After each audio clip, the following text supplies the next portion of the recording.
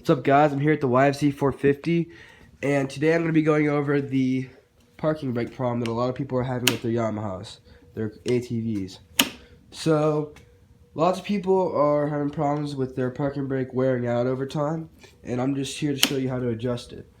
So, if you come back to the back side of the quad, you're going to see the disc brake right here.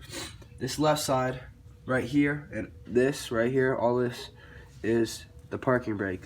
This is your normal brake.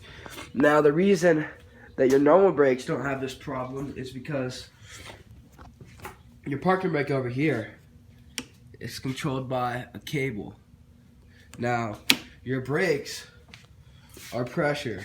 They are done by pressure, so they can adjust to the brake pads and how much the brake pads have worn.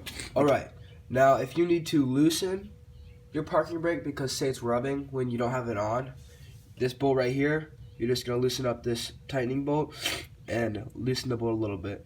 Now if your brakes aren't touching, your parking brake isn't touching when you engage it, then you're going to need to tighten this bolt. So, alright guys, so what I did was I put a clamp on this right here so that when I turn the bolts, I put it right here, so when I turn the bolts, it wouldn't stretch this spring out because I need it to return right. And now just loosen this up, put this in a little bit. I found the spot that lets it roll. It's doing that because of the actual brake. Found a spot so that it'll roll without the parking brake on, and then look. You put the parking brake on, and now your quad doesn't move. Parking brake works now. So, yeah. That's how to fix your parking brake on your Yamaha quads.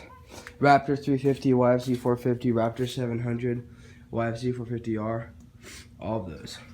Alright guys, that's it for today. I hope that video helped some of you guys out. Like, subscribe, comment. See you guys in the next video. ZNS Moto out.